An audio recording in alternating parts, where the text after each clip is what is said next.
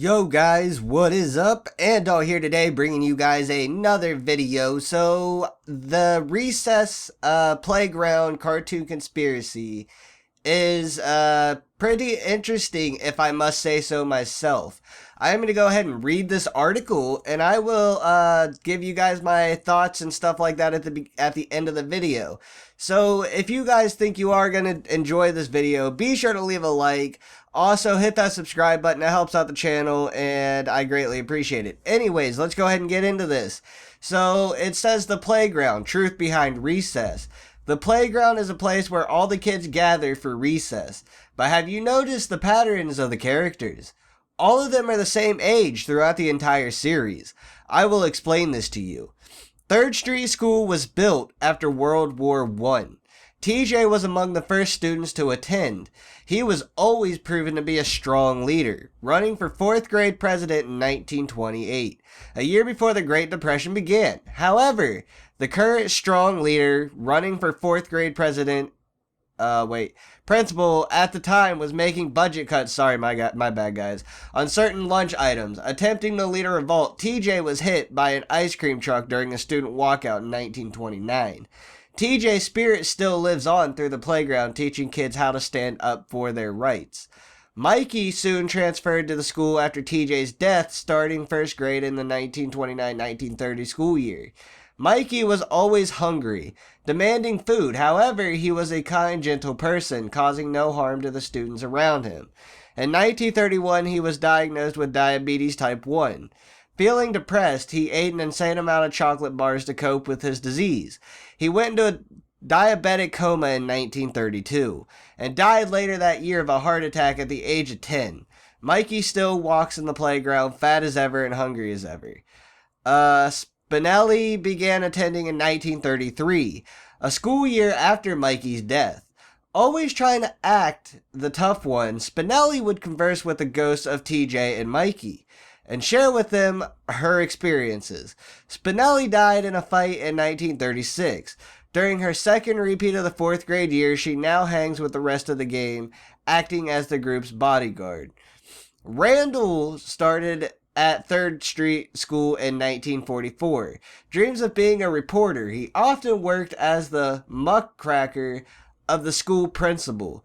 Despised by the gang, especially Spinelli, Randall one day caught a random bystander beating up a tiny 2nd grader in 1946 and told the principal, a different one than the one from the 1928. Furious, the bystander killed Randall with a gun in his house a few nights later. He was struck in the head and killed instantly. Randall is still known as 3rd Street's best snitch. Gus began school in 1951. He was often quiet and kept to himself. He conversed with TJ, Spinelli, and Mikey a lot, as the ghosts were his only friends. He was often the target of the playground bullies. One fateful night in 1953, Gus was walking home from school, and tears had covered in dirt and blood. He was beaten up by the neighborhood bullies the previous day, and his parents had forgotten to pick him up. Gus collapsed on the sidewalk in front of his house as he was turning to walk towards the door. He died on New Year's Day, 1954. Gus is viewed as the nerdy kid of the group, often keeping to himself and avoiding dirt and filth. When Tyler began school in 1958, the Ashleys were already in school, living the dream as top-notch 4th graders. Both groups were often despised by the rest of the kids on the playground one night. While the girls were having a sleepover and the boys were having a gentleman's sleepover, both coexisting that night, a serial killer broke into the Armbruster mansion and murdered the Armbrusters, Quinlan children, Tomasia children, and the Ballett children. The killer was captured by police in early 1959. The Ashleys and the Tylers still roam the playground, acting like the big people on campus. Gretchen came to 3rd Street in 1962. She was shown as the intelligent one of the group, winning the science award every year until Becky Benson stole her project in 1965. Gretchen went home that day on a mad rampage. In her anger, she committed suicide by gunshot to the head. She's still the more intelligent of the ghosts in the group and is even willing to tutor her friends when the time calls for it. Digger Sam and Dave attended 3rd Street School a while after Gretchen's death. Beginning in 1968, both boys were always interested in digging in the summer of 1971. They were caved in while exploring an old coal mine. They never got out and died 2 weeks after being trapped.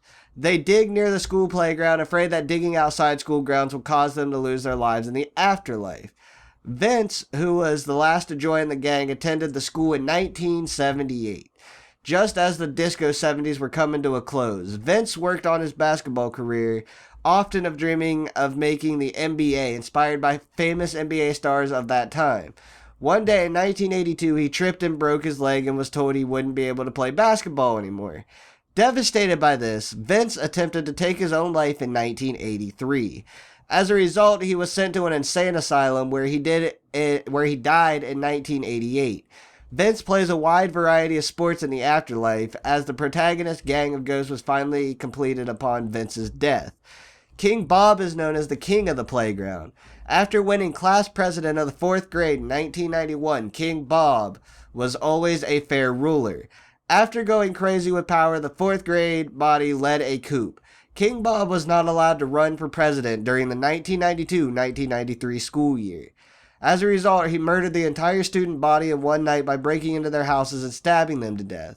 He was sent to juvenile detention in fall 1995 and stayed there until he was killed by another prisoner in 2001 at the 5th Street Correction Facility at the age of 20. Due to the tragedies caused by the 3rd School Street playground, the school was shut down and deserted in the summer of 2002. The last class of 5th graders leaving in 2001 on the 74th anniversary of TJ's death. However, this event did not affect the school playground nor its current residents.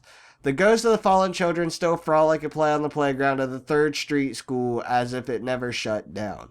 So basically what it's saying is all those kids that were on the show Recess, they basically died and they're in the afterlife, and this is where they hang out because they were kids and that's where they like to be as kids anyways. So that's why they hang out at the playground. I find it pretty neat. I find it interesting. I think it could be true. Sorry if I sound a little off, by the way, guys. I am sick, as I said in the previous videos. I should be back top notch here soon. And yeah, so if you guys have enjoyed this video, be sure to leave a like. Also, hit that subscribe button. And I greatly appreciate it. Comment in the comment section below what else you guys want to see, too. What other cartoon conspiracies you guys want to see. This has been Andaull, and I will see you guys in the next video. Peace out.